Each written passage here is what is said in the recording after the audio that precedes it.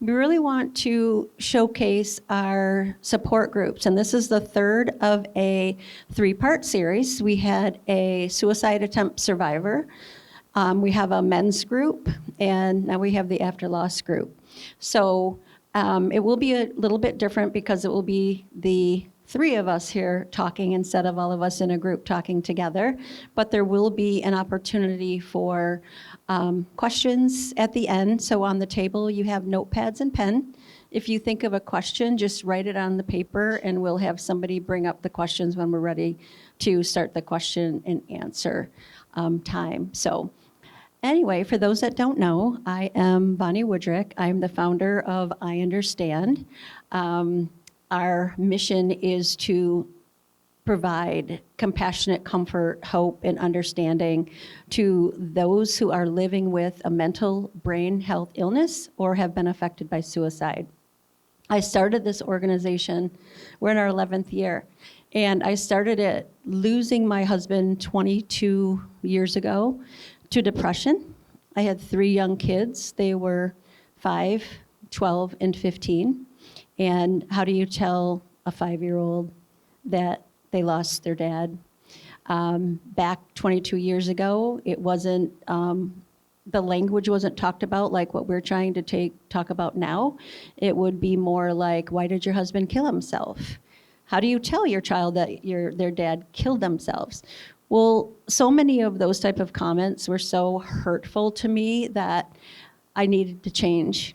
And that's where I set out to change the definition of suicide. And we'll talk more about that. But the definition of suicide is one who intentionally kills himself. My proposed definition is an effect of a mental brain health illness or pain. Because the brain is an organ, just like every other organ in our body. But for some reason, the brain is judged and the brain is stigmatized. When we lose somebody to heart disease or to cancer, we don't talk about that and being judged. We only talk about when the brain. And over 90% of those that die by suicide have depression, whether it's diagnosed or not. 56% of those that die by suicide do not have a diagnosed mental health illness. So where are the suicidal thoughts coming from? They're coming from pain. We need to add pain into the definition so that when we are with people that are going through divorce, financial devastation, just life circumstances, physical pain, grief, we need to check in with them because those life experiences can bring on suicidal thoughts and suicidal actions. So it's so much more than my husband killed himself. He lived with an illness. So when somebody asks me how my husband died, I say depression, because depression was his illness. And we can have a much different conversation when we talk about the illness versus the act. That is one of my biggest passions, is to get that changed, because for some reason we have to carry that burden of shame that people will talk about, and they'll say things like, oh, why, like I just said, why did your husband kill himself? Or does he know how that affects his family? Or what was going on in your life? You know, there's all these questions, all the judgment that really doesn't matter. But if we focus on the illness rather than the act, we can have a much different conversation. And we can talk about our loved ones for how they lived, not how they died. So that's one of the biggest things for after loss discussion, is the way we talk and the narratives that we use, so we don't add to the stigma and judgment. We erase it and allow people to reach out for help when needed, because stigma is the number one reason why people don't reach out. Stigma could be one of the reasons why you may not want to come to support group. What are people going to think? What emotions are going to be evoked? What are they going to think of my loved one? Well, I can guarantee you that in this support group, there's no judgment. There's a lot of love and understanding, and a community that has been built with people going through the same thing. And one thing that I found that was really interesting, we all have different stories. We all have different lives. But when you lose someone to suicide, we all feel the same way. So coming together and being in a place of understanding is a beautiful thing. So thank you for being here with us tonight, and I hope that you leave with maybe something that has lifted your heart or changed your perception of something that needed to be changed. With all of that being said, I have my long-term partner here from Mosaic Counseling. We have led this group together. I don't think we ever really decided, has it been 8 years or it's been 9 years?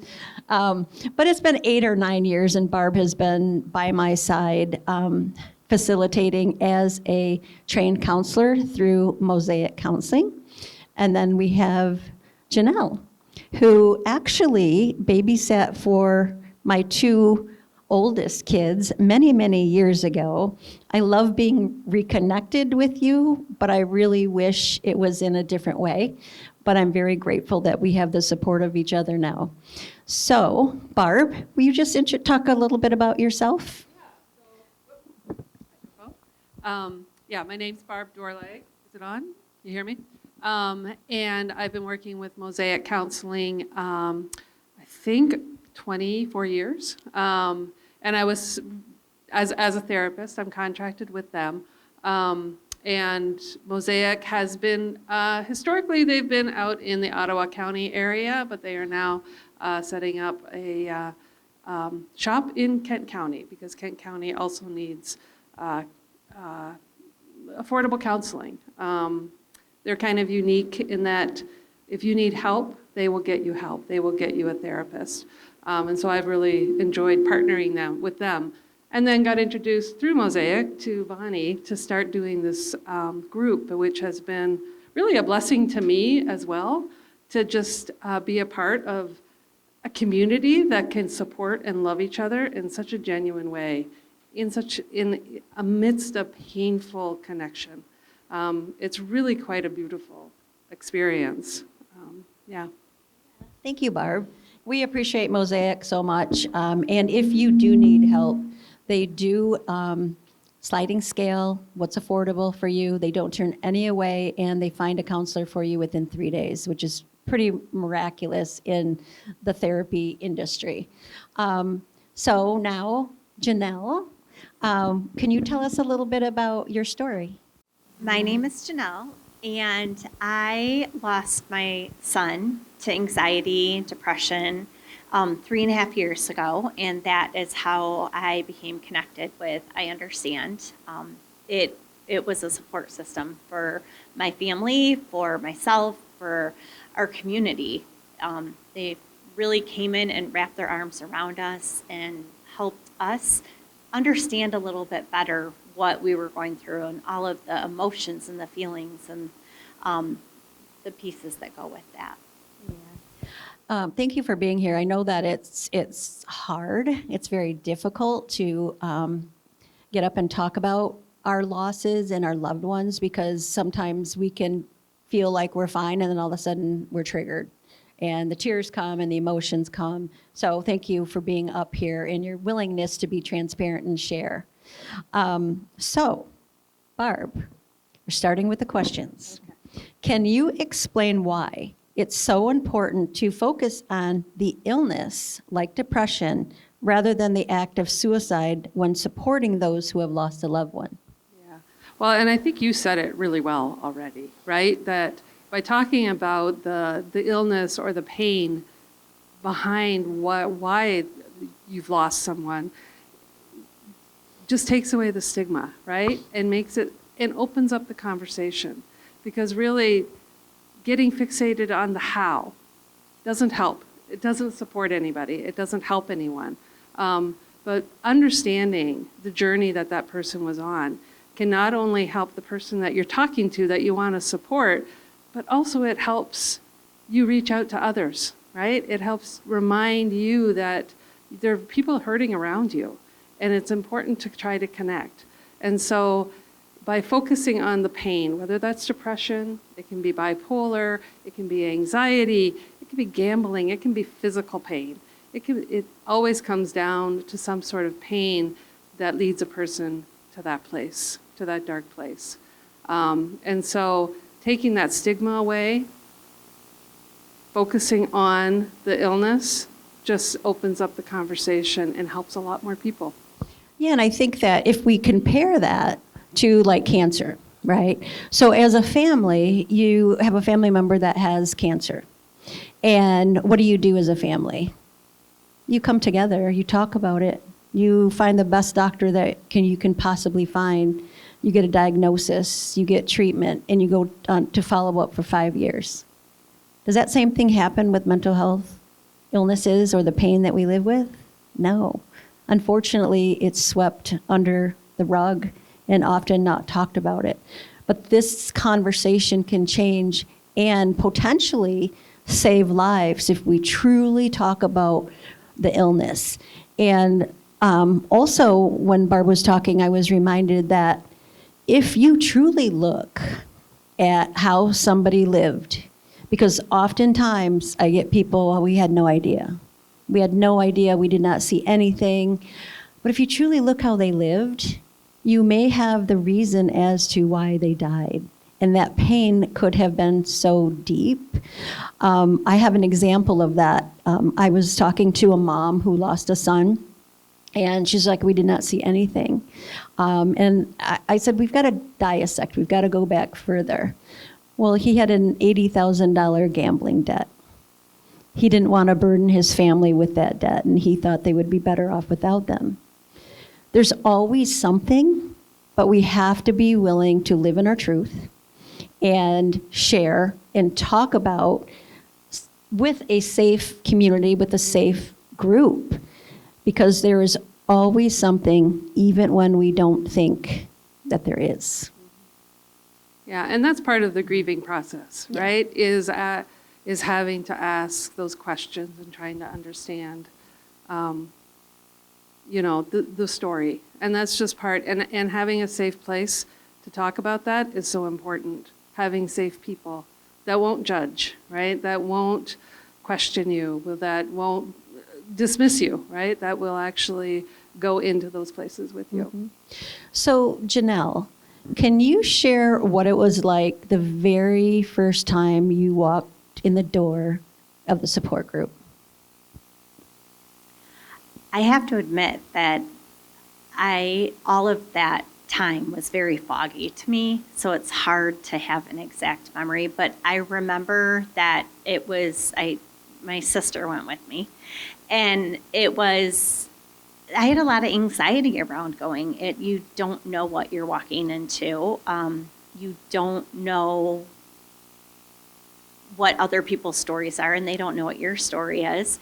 It took like some faith in myself to be able to go and do that. But when I walked away, I felt a little bit lighter.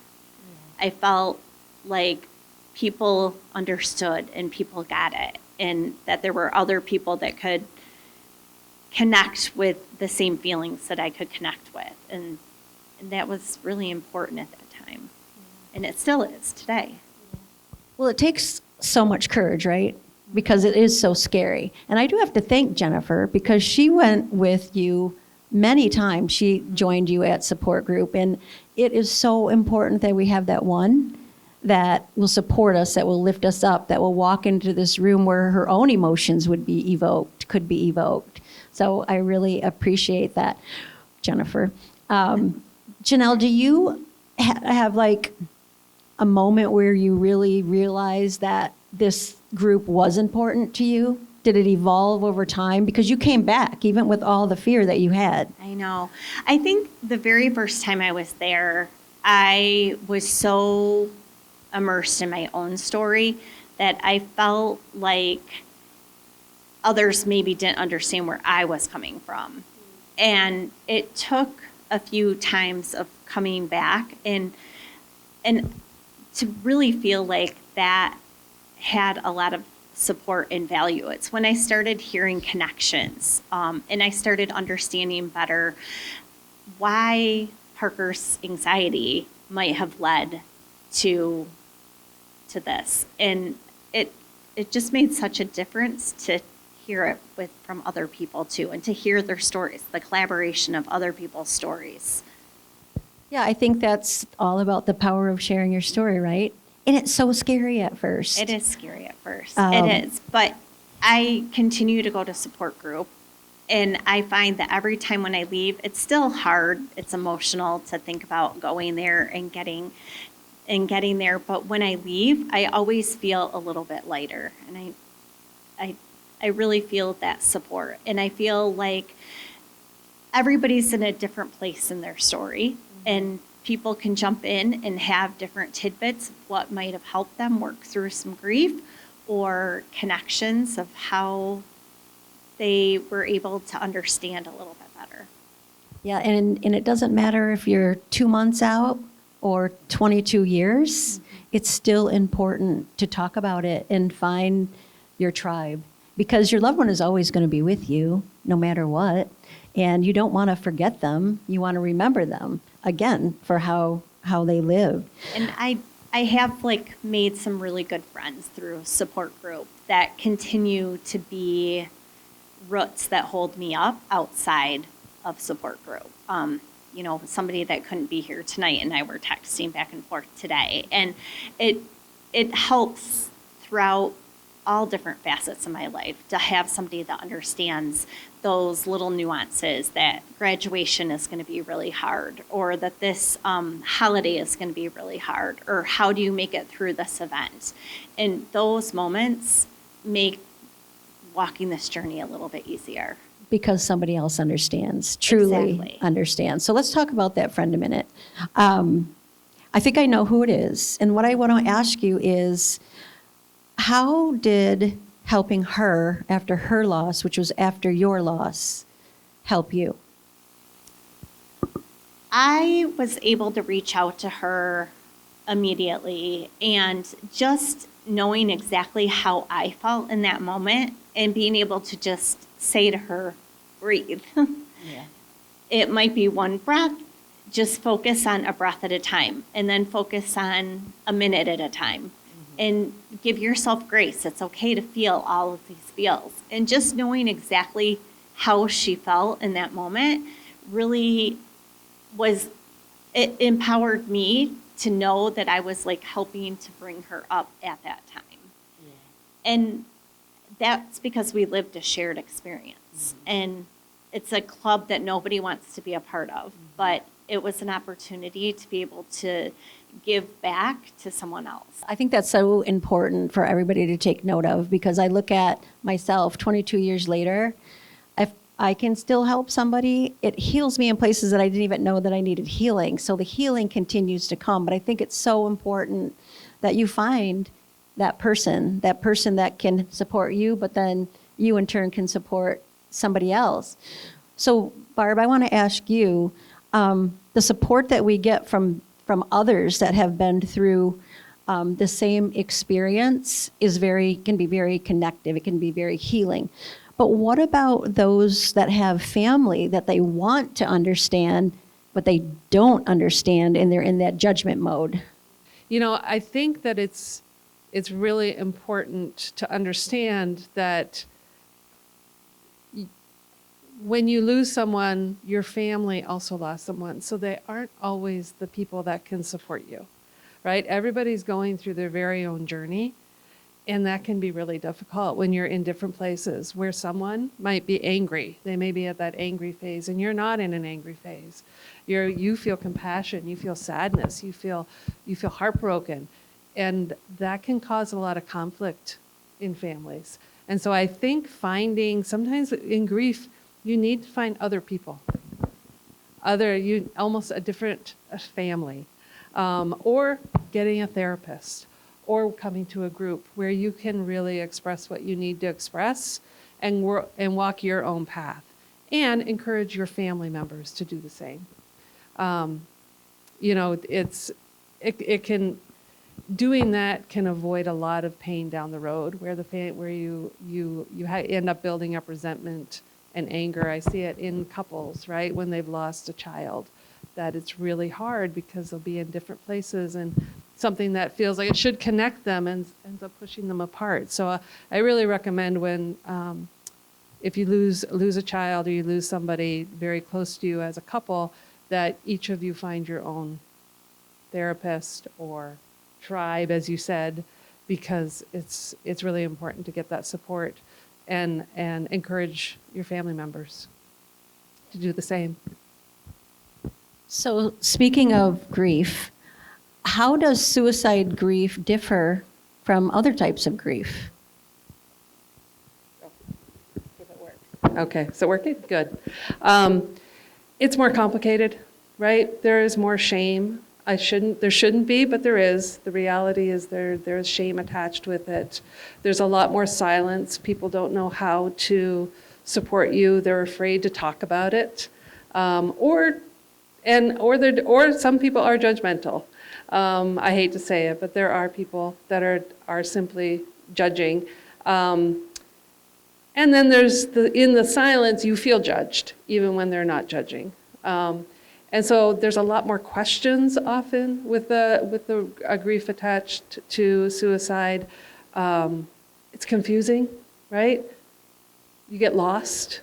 Like, how can this be? In a very, I don't want to compare it because grief is grief, right? But it's really deep. I mean, you would know Janelle, right? Yeah, it's a very deep confusion and despair. A lot of questions that sometimes don't have answers, and so you have to come to that acceptance that you won't understand. But being able to then again focus on how your loved one lived, because they are so much more than how they died, and I think that's part of that journey, is getting to a place where you can celebrate how they lived, and for that to be the focus. Yeah. So grief from other illnesses, again, every other illness in our body has accepted grief, right? Like, oh, you get compassion, you get understanding, but with suicide, you don't perhaps get that same loving, compassion, understanding ways. And it really goes back to me, if we were able to truly change and shift the mindset in how we talk, we can take away that guilt, that shame. Because if we focus on the illness and we understand that the illness has an effect, and the effect could potentially be a terminal effect. So why is every other organ in our body, when they're shut down or fails them, why isn't that judged or stigmatized? Or the man that lives a lifetime of smoking cigarettes and dies by cancer? Or, there's so many comparisons that we can have, but we can change that. And it starts with everybody here. And go to IunderstandLoveHeals.org. Look at the petition, read it. It costs nothing. Change your views, change the way you talk about how you lost your loved one.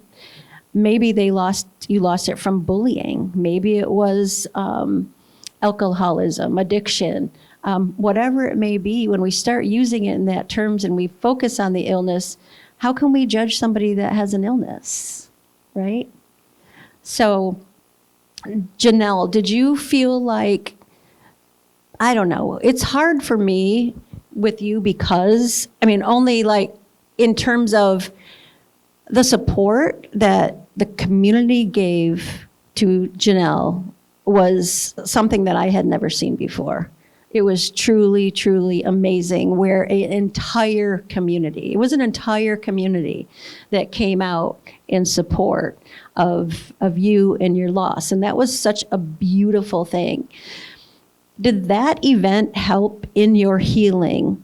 And then that high of having so much support and not a whole lot of judgment, and people wanting to help and people wanting to change the conversation, people wanting to donate, that sometimes fades away. right? Just like the support after we lose some way. We might get a month or two at most, and then you have to go back to your normal life.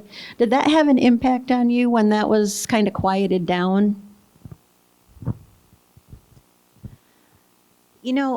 I think there's a couple different facets to that. Like, number one, within our entire community that was so amazing, I also have such a strong support system. And I have my friends that are so dear to me that are there, my sister being one. I call them my pillars because I literally feel like to this day, my pillars still hold me up and support me and help me walk this journey. I also really try to focus on keeping who Parker was alive. That's really important to me. I celebrate who Parker was and all of his characteristics and what he brought to everyone he touched. And we do that every year through his scholarship. We do that through Memorial Soccer Games. We do that by continuing to talk about him and tell stories about him and keeping him and his memory alive. And I think that that has helped me not feel like I went off this cliff after some of that other support died down. We just really focus on Parker and keeping his memory alive and focusing on everyone he touched. And it's amazing how many people still reach out and tell stories or send texts like, this made me think of Parker today. Or so I continue to feel that support. And we started a scholarship in his name, and that is a way too that we can honor him in all of his characteristics and give back to somebody else that kind of follows in those same footsteps. Well, it's a real beautiful part of your healing journey. Thank you for sharing that. But I think it is important to keep memories alive in whichever way that you can find possible. But Barb, a lot of people that have lost someone to suicide have a lot of trauma in their life. So what are some tools or approaches you found to help manage the trauma that they're living with? Yeah, that is another unique thing sometimes with grieving the death of by suicide. When I have somebody come to me, right, that the first thing is to really, I emphasize this with everybody, but to really emphasize this, that you're in a safe place and being able to talk about whatever you need to talk about, which again is something unique about being in therapy with someone, is things that maybe you can't say to your spouse or to your other kids or to your sister or your brother or your mother. You can say, right? And it's so important to be able to talk about the trauma.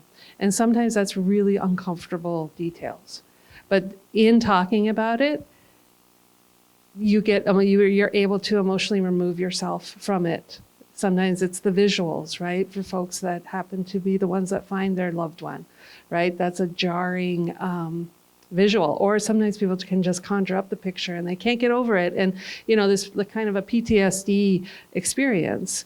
And so a very safe place, and having a safe place where you can, without guarding yourself, you can say what you need to say and talk about what you have to talk about. There are some other things, like I know a lot of people will use EMDR, which is helpful in reprocessing trauma, especially if somebody gets stuck and just can't move through it. And so I will often suggest somebody do some EMDR to be able to move through it. I know you're a big proponent of tapping, which is another technique that can help reprocess. But I think overall, feeling a sense of safety in being able to talk about your story makes a huge difference in terms of being able to move through the trauma. Can you share what EMDR is? Well, I'm not an expert on EMDR. It's eye movement reprocessing, EMD. What's the D? deregulating reprocessing. I would have to Google it. I always say it as EMDR, but it's a process of where it's about a rapid eye movement. You go back and you have the uncomfortable or the difficult feeling, emotion, or visual. And then the therapist takes you through a series of rapid eye movements. And what people that have done it have told me, it just softens the memory. It just allows it to fade and be less intense, right? Because it's so jarring. It's such you have nightmares about it. It comes up you're walking through the grocery store and suddenly you'll be reliving that memory. And so, yeah, what people have said is I had one client who says it's kind of magic. So, but yeah, it helps to fade, to give some distance to it.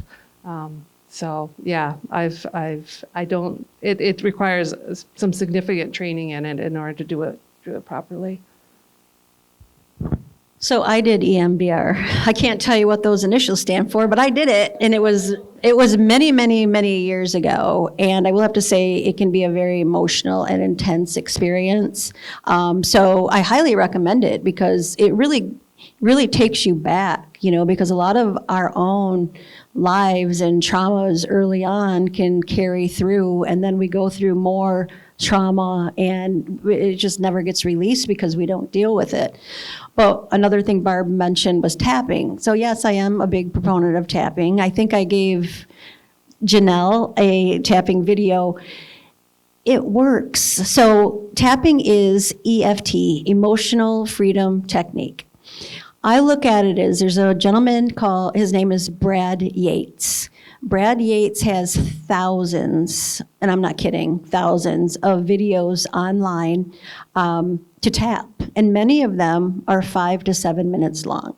So I use this analogy. What do we do every morning? We get up and brush our teeth, right? If we don't brush our teeth every morning, what happens? Our teeth start to yellow and decay. I kind of think of that same way with our brain in tapping. What do we do if we don't work our brain? Well, this tapping it's so positive and it's so releasing, and you can do it in 5 minutes. It can be your morning routine. We actually did one of the untapping, like a group on tapping, and many of the support group people came to the tapping event, and then the next support group, I'm like, hey, what did you guys all think of tapping? Nobody answered. I'm like, how many of you did it? Nobody answered. And I'm like, well, you have to do it for it to work. So if you can find 5 minutes in your morning, look up Brad Yates, and there's so many different ones. There's grief, there's anxiety, there's so many. But will you share what that tapping did for you? Because I gave Janelle specifically one on loss, and it was like an hour long. And you have to just lay there, but tell us how that helped you, and do you have any other things that helped you? I know there's a book that was really important to you too in your healing journey. So I really enjoyed the tapping because it felt like I could process and free some of those feelings that I was feeling. The days following Parker's loss, I don't even know how to describe the feeling. It's like being like all tied up and so emotional, and you can't think and you can't sleep and you can't eat. And yeah, the tapping just helped me kind of recenter my nervous system a little bit. So I do feel like that helped. I think the biggest thing that I did right away is I just started getting outside, and I got my feet on the earth and I started hiking, and I hiked every day. That really grounded me a lot, and it was a way to just feel connected to Parker too. And then there were 2 books that I found that really supported my journey as well. it's okay that you're not okay. I listened to the audio of that on repeat over and over again. And I felt like it was a pep talk from the author. And especially, there were parts in there about understanding like people in your life and how they're supporting you. And sometimes people that you feel like are the closest people in your life, they don't know how to show up in a situation like this. And it's not their fault. It's just that what you need isn't where they could be, and even family. And so that book helped me navigate kind of finding those people that really help be my pillars and support me and help support my son Tyler too. And then I also really loved the book Signs, and I read Signs and I felt so connected to Parker, and I started to like see him and connect with him all over. That book opened my awareness to this spiritual world that I felt like he was there, and that was healing to me as well. And the last thing I did is get a dog. So I know I love my dog so much. But it was a very spontaneous decision, but I just felt like I needed something to love again. And I needed something to like pour my energy into. And I had to take care of her, and I had to get up and I had to walk her and I had to get out of bed. And she was probably one of the best things that I did. And she loves to hike to this day too now. Yeah. Dogs can be therapists. Yeah. Definitely. Oh, I was going to say too, I think writing also is a really important part of moving through the grief. Again, it kind of gives you distance, right? And it gives you something to look back on and to build on. Yeah. Thank you for that, because writing was a huge part of my own healing journey. In fact, the book, I Understand Pain, Love, and Healing After Suicide, really came from my journals. I don't think I would have remembered everything. And I think what's really interesting for me with writing was, oh, wow, I have things that I wrote 20 years ago, 10 years ago, 5 years ago. I would have forgotten them. You read them and you're like, oh. So writing, I think, too, is very, very healing. And but I want to go back to signs, because has anybody here, do you believe in signs that you get from your loved ones? Raise your hands. I have the majority of people that believe in signs. And I think that Janelle, I remember it was after support group, and we were talking, and I did not know that you went to Marco Island. And I'm standing there, and I'm like, well, you need to go to Marco Island and have some key lime pie, right? Because that's what I remember about my times in Marco Island. Well, Janelle, I think that you were just at Marco Island. No, we had celebrated Parker's birthday. Parker's birthday. So, I mean, that's how we get connected. And by sharing our stories and talking with each other, we find that. In fact, today I was talking on the phone with Linda, who's here, and I said, I feel like we're all connected in some way. And she goes, well, after reading your book, I discovered that we're actually related through marriage, her husband and her. And that's where I truly believe that divine is the more to what we see. If you believe in this and look for your signs that we are connected, that my husband Rob and her husband negotiated, worked out, planned for somehow you to get here. And she said, I have chills right now. And I had some chills. And chills actually, when they come in, when you're talking about your loved one and you get chills, actually means that you're validated, that what you're thinking is correct. So our body has an amazing way of communicating with us, but we just have to listen, and we have to recognize it and not be afraid to say, I believe in it, because if it gives us hope, that, you know what, key lime pie was whispered in my ear, that I needed to tell Janelle that, or we needed to talk on the phone and just tell a little bit of stories with each other, we wouldn't have known that. So those are pretty cool things that happen.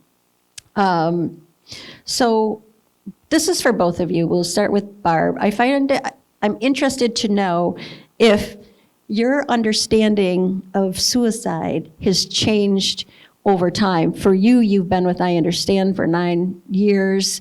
How has that view of suicide changed for you? And then the same for you in the past 3.5 years. Yeah, it has evolved, right, over time. Hearing people's stories, which is the value of stories, right, is you do change other people with your stories. Being invited in to people's stories has helped me to realize how complex it is, how complex not only the journey of your loved one that you lost, but also your journey through grief. How really complex it is, and how you have to pay such close attention, right, to the subtleties of that in order to gain better understanding. And through this process, suicide touched my life as well, and so it was, again, such a blessing that I was already a part of this wonderful group of people that would come together to show support. And that just helped me a great deal, that I really already had so much heart knowledge about this, that I was able to take care of myself and take care of those that I loved, those people that, in my circle that were really hurting. So yeah, you can't help but be changed when you hear somebody's story, and hear their hurt and hear their growth. I can honestly say that I've experienced a lot of stigma myself around what I thought about suicide before I was touched by this personally. And I can only hope by being transparent and honest and talking about Parker and how he died, that we don't have to hide things under a rug, and we can understand mental health so much better. I think that people don't understand the mental health component enough, and don't understand the brain health and how that affects hearts and pain. And I think I've evolved so much with understanding why people die by suicide today, and how that's touched other people in our community too. I think that there's so much stigma, and I feel very comfortable with my circle talking about Parker. And then when I get outside of my circle, I feel like sometimes it's hard to talk about it, because I don't want how he died to define who he was, because it doesn't at all. I mean, he was amazing, and he lives on as amazing. And I think that you just have to remember that there's something deeper to everything, and we have to look at the big picture, and we can't judge, and we can't stigmatize. And unfortunately, it's something that until you're touched by it, I don't think you fully understand it. But the more we talk about it, we can help people understand. Yeah, and I think recognizing how unique everybody's journey is, right? Like grief is such a unique journey to each person, and I think that's where not judging it. There's no rules here, right? Like, you have to really learn to listen to yourself as you heal from the pain. Yeah, I think that I was like you, Janelle, too. I thought suicide was something a crazy person did. But my husband wasn't crazy. He was kind, loving, successful, fun. He made me laugh. He made my kids laugh. But he also lived with an illness, and that illness was called anxiety. And I didn't know that anxiety could kill. And I didn't know because we don't talk about it like that. So if I say that my husband died from anxiety, we could talk about it like that, right? And then that takes away that judgment and stigma, because we know that he's living with something. My husband was also 4th generation suicide. So I had big concern for the fifth, the sixth generation and beyond. But why didn't we as a family talk about the suicides before him? We didn't. It was never talked about. Maybe a whisper here and there. But maybe if we knew, would things be different? Maybe if we talked about it and the judgment and stigma didn't follow, would he have been able to?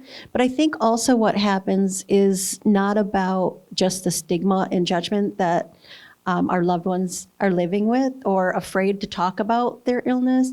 I think it's also, my mind just went blank. My mind just went blank, which, I very rarely have a silence in my talk here. But what was I going to say? Why did my mind go blank? So what was I talking about? Stigma, judgment, we talk about. Yeah, why didn't we talk about it? Yeah, so could he still be here? But if we're talking about our loved one's loss as an illness, we have to remember that anybody with any type of illness can die.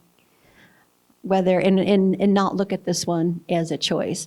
But going back to you, Janelle, did you feel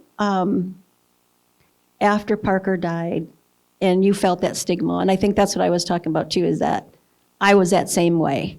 Like I thought something, that was something a crazy person did, right? But our loved ones aren't, and they may be living with something else. Shortly after your loss, did you feel embarrassed or shamed about how he died? I did, because it wasn't until I understood that anxiety could be so debilitating that it could cause such depression. And we couldn't see that on the outside. I mean, on the outside, he had his huge, genuine smile, and we couldn't see, and we didn't know what he wasn't telling us. And I think that's what made us feel so blindsided in a way, but we understood it more as we understood how his mental health impacted that. But I definitely felt shame. I definitely felt embarrassed. I still feel sometimes when I need to talk about my son, I don't want it to define him. So I'm very careful about talking about how he died from anxiety. And people that haven't been touched by it don't always understand, and there still is that stigma. And it's hard, because then I feel like I'm backpedaling and defending him, and I want him to shine, not his story. I think that goes back to us saying, let's not talk about how, let's talk about why. Why? Because he lived with depression, he lived with anxiety. That's the why. The how is how he did it. Can we just take the how out of the conversation and let's just talk about the why, right? So Barb, how would you tell somebody that's coming to you as a therapist, how would you talk to them about not being embarrassed or ashamed? Yeah, and I think it's what you both said, right? Is remembering how your loved one lived, right? That's so much more important. Talking about their illness, right? Telling your story, just telling your story changes people, right? It's hard, and you have to find the right time, right? Like, you're not ready to do it at first. Some people are. Some people find, like you, Vani, right? Like doing I understand, building on I understand was a healing process for you. For some people, that's not for them, but telling your story makes such a difference, even if it's in a small circle. And so as you heal, right? And that's what I encourage people to do. And sometimes it starts out just in writing, write your story. But yeah, that realizing, and again, like what you said, Janelle, like you had to realize that anxiety can be so deep and so overpowering. Depression can be, pain can be, Fear can be, right? Fear, like if you have gambling debts, or that physical pain can be so overwhelming. And not all mental illness that results in suicide, but sometimes it does. The same way with cancer, the same way with every other illness, right? That some people survive, some people get treatment and they survive, others don't, and we don't always understand why. That's where it's so complex. And so taking away that judgment, right? Being able to not judge yourself, and that's where it first starts. Not accepting that shame that you tell yourself. That's where it starts. And once you start that, then you're able to then change the story that you tell.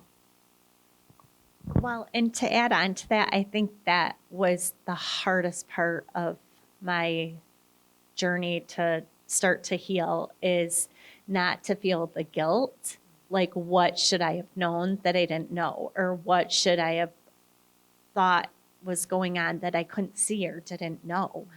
And that is deep rooted, and it creates a lot of shame within, I should have known, I should have assumed, what did I miss? I can't even tell you how many times I've gone through every single moment of like days and weeks leading up to that, thinking, why would I think this was gonna happen right when it did?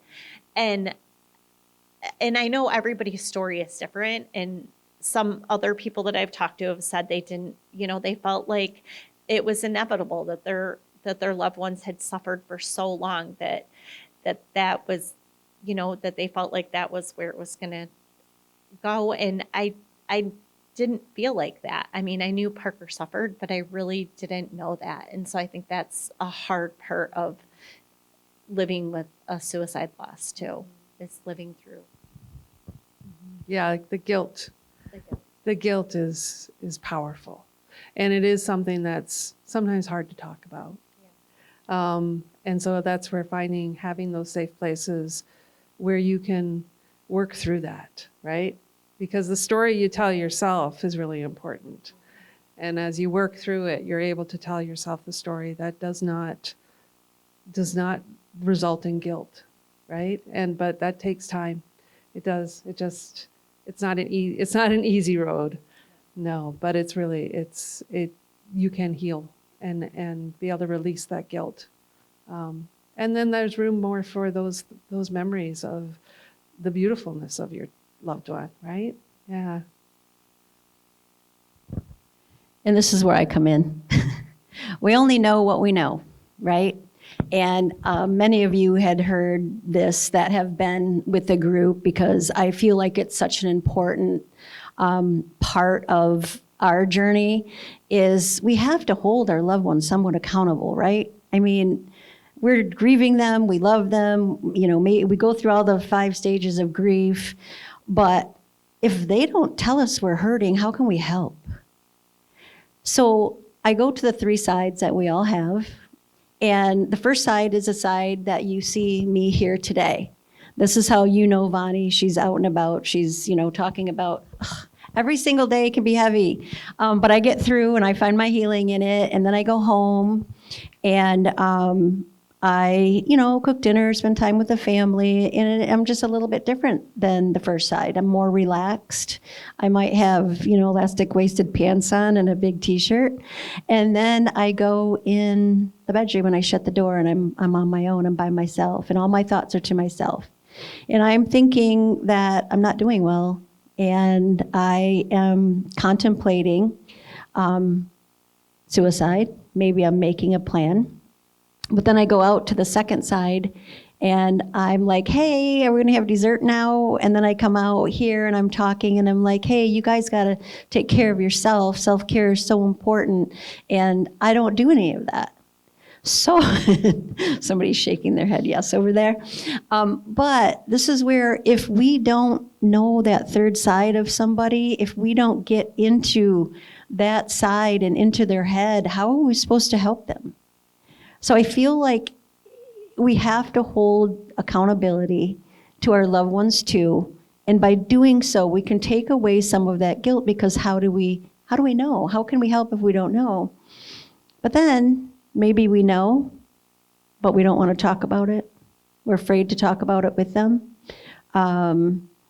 We kind of enable them to take another drink, enable them to, have a fit, throw a tantrum, whatever they may do.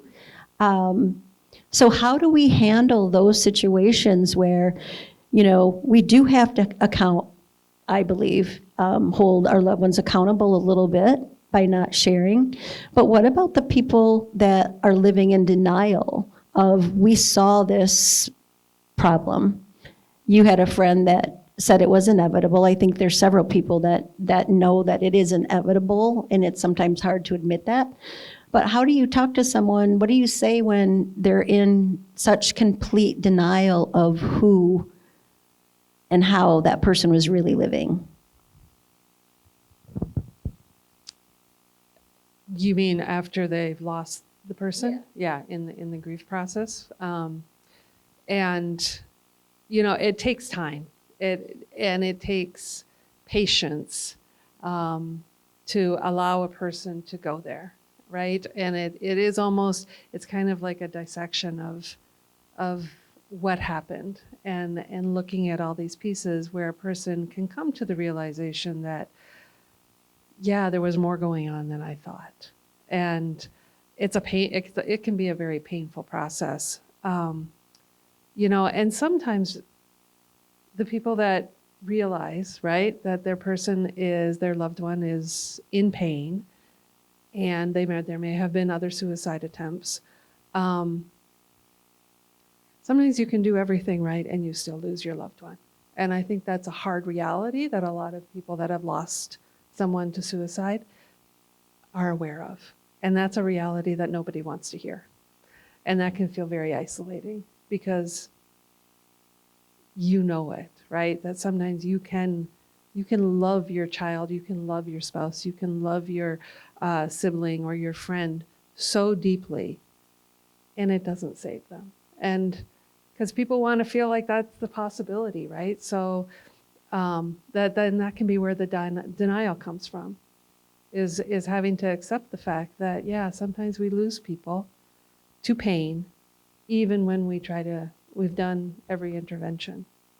I'm not sure if that answered your question. It made me think of another one. And then if you have any questions, if you can, Erin, do you mind picking questions up? We'll do questions after this. How dangerous is it emotionally to hide the truth from a child? I know for my daughter, Maddie was 5, and my therapist was like, we have to tell her in a way that we can tell her. So she doesn't hear it for somebody else. So she's not at school and somebody says something to her. How do you handle it? How emotionally would that affect a child if they found out at 12? Yeah, and I think that's where it is so important to talk about the illness, right? To talk about their parent, their dad, their mom, their sister, their brother. They were sick. They had a brain sickness, right? Because it's the truth, for one, and because that takes away some of that guilt, some of that responsibility, some of that feeling like, why did my mommy leave me, right? Like you don't want to highlight or trigger that kind of a feeling. So talking about it as a brain sickness, talking about it as the pain that was behind it, that they were sick, and they died, and sometimes people do die, and equating it again with how we talk about physical illness. If your loved one died of cancer or diabetes or something like that, yeah. Do we have any questions? Can you write them on a piece of paper and bring them up, please? Please.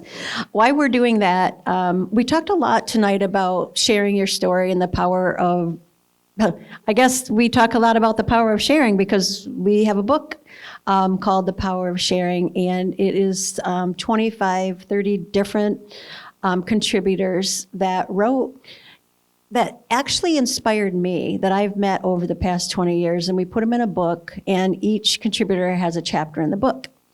Well, we are very excited that this book received a national award in the grief and grieving category of #1 choice out of 55 categories, over 2,500 books. So we're really proud of that. And it just validates to us the power that sharing your story has and how you can impact somebody else. So, Erin, would you mind bringing them up? And then next month, we will have support, our after-loss support group, third Wednesday of the month in July. It will be at Forest View Hospital, just off Cascade Road, 6:30 to 8. It's in the community room. The community room is located on the side of the building. So we'd love to see you there too. So we have a couple questions.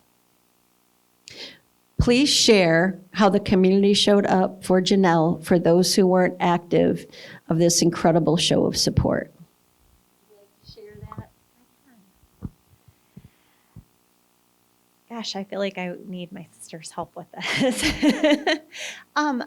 I would say that instead of dismissing how Parker died and that he passed away, that instead our community completely embraced it.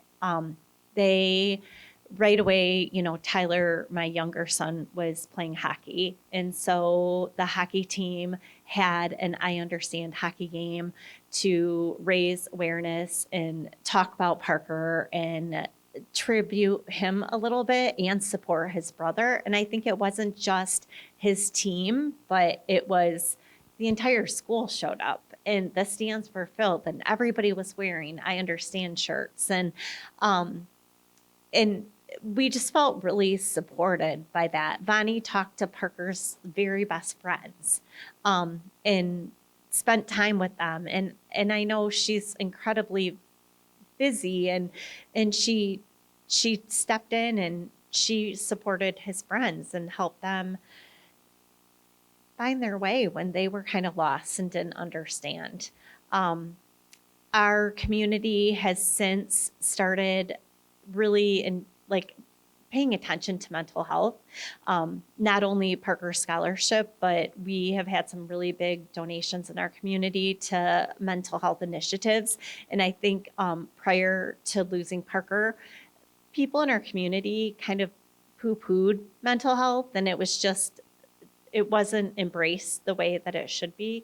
And instead, now they have curriculum that they're using to talk about mental health and encourage people to talk. They chose I Understand as their Hearts of Gold game that then raised a lot of money for our organization, but also awareness in the community. And I really think that and throughout that whole Hearts of Gold journey too, I mean, they have asked a lot of having us speak at different events and go to PTO meetings and talk about I Understand and share Parker's story. And they want to know more and they want to know how they can touch lives so that we can prevent this from happening again. And I think through all of that, it's been healing for our family, for my nieces, for everyone.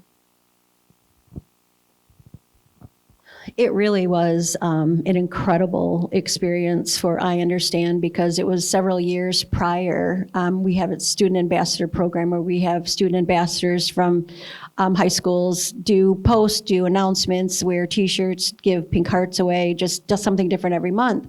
And East Grand Rapids, the area, they denied that program for I Understand to go into the schools because they didn't want to talk about the topic. And it's not just about suicide, it's about mental health, it's about mental wellness. After Parker had passed, they invited me to the school to have another meeting, and a principal was there, assistant principal, PTO. And I asked them the question, why am I here now? Why weren't we able to do this before? But they really stepped up. And we were able to go into every school, elementary school, middle school, high school, and share, whether it was a Hope or Pink Heart mascot, hugging and high-fiving. And it was truly amazing, a parade where the entire community was outside. And the community came together with give-backs and decorated windows with I Understand. And we ended up getting a check for $95,000 from that community. So that was amazing. And that's the difficult thing, right? I mean, these amazing things can happen, but we have to lose somebody to get there. And now we have this platform to share, to talk about it, and hopefully give people hope, right? But it really was a beautiful community support. And it was like for 5-6 months, it wasn't just a day. It went on. So we have another question for Janelle. Thank you for sharing your loss. Did Parker have any siblings? And how did you help them when you were working to heal yourself? So Parker has a younger brother, Tyler, who is 3.5 years younger. So he's a very different person than Parker. Like Parker he just embraced who he was. And Tyler is more part of the crowd. And so I think it was harder because Ty would separate and we had to like really embrace him to try to come out of his shell. And I think to this day he feels like this a little bit to me, but he seems to always land on his feet somehow. I'm not sure. But it's just trying to talk about Parker and share memories about Parker, I think has been the biggest thing. Just having lots of pictures. We just renovated our house and we built this nook kind of in honor of Park, and we put like shelves in it, and we have like all of his favorite things in there, and it doesn't feel creepy. It feels like it embraces who he is, and it like makes my heart smile every time I walk by it. But even little things like that, like having Tyler like help pick some of the pictures and some of the things that go on there, it's just making sure that we still talk about him, and we don't live our lives around Parker's loss. Like we're trying to live and move forward and let Tyler pave his own path, but we're making sure that we're still embracing who he was and talking about him and keeping him alive in our hearts. And I think that's the biggest part. We have another one for you, Janelle. How are you a different person over the years since Parker's passing?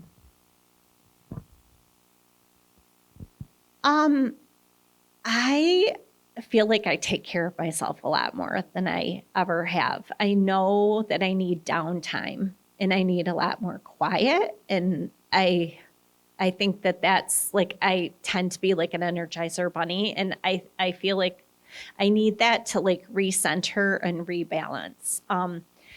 I feel like instead of feeling like I need to touch everyone in my life, I mean, I do that still, but I feel like my core people are who I put my energy into, because that is how I get support back, and that's where I get my energy back. Family is so important to me. My friends are so important to me. Ty is so important to me, building memories and trying to just keep moving forward. And something else I wanted to share that you helped me do that's been a big part of my healing journey too is the very first Christmas that after Parker passed, you gave me a card to write a note, a Christmas card.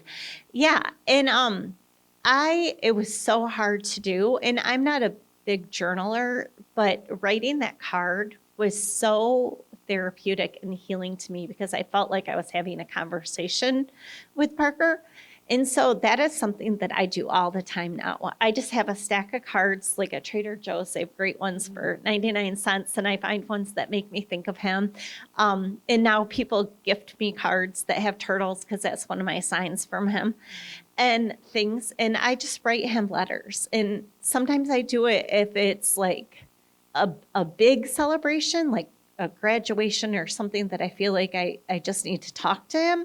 But sometimes I just do it because like I like heard a funny joke and it made me think of him. Or, I saw a movie and I'd be like, oh my gosh, you would have loved this, or just little things. And I think it's a way to, again, keep him alive in my heart. But that has been a really like powerful healing piece for me. I have a big envelope full of them. That's awesome. Well, that makes me happy, right? And we do that in support group when it comes to holidays and stuff. We try to think of different ways that we can honor and memorialize our loved one. We have a couple more minutes, and this question is for both of you. And we'll start with you, Bob. What would you say, what message do you want to leave our group here today with the importance of coming back and why you should come back? I think, Janelle, you were saying earlier on about coming to support group, right? How hard it was, but that you left a little lighter.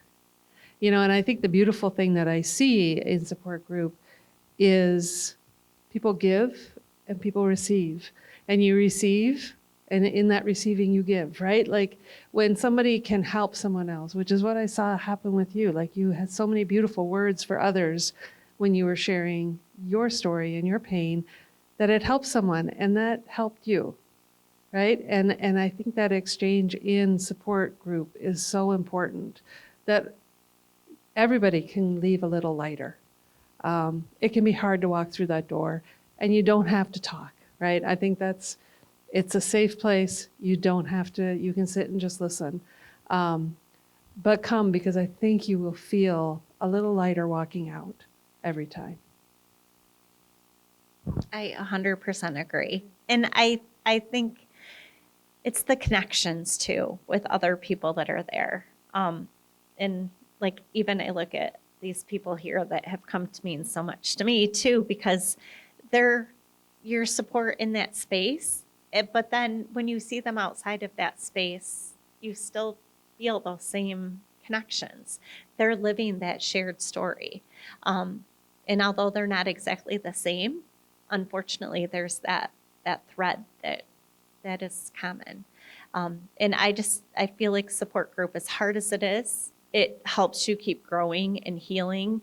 And you might hear something one time and it doesn't stick. So if you keep coming back, you hear something another time, and you can give back, you can take. It's really a special place. Thank you. Thank you both. I just really appreciate everybody, you too, for sure, for being here and sharing and being vulnerable and transparent.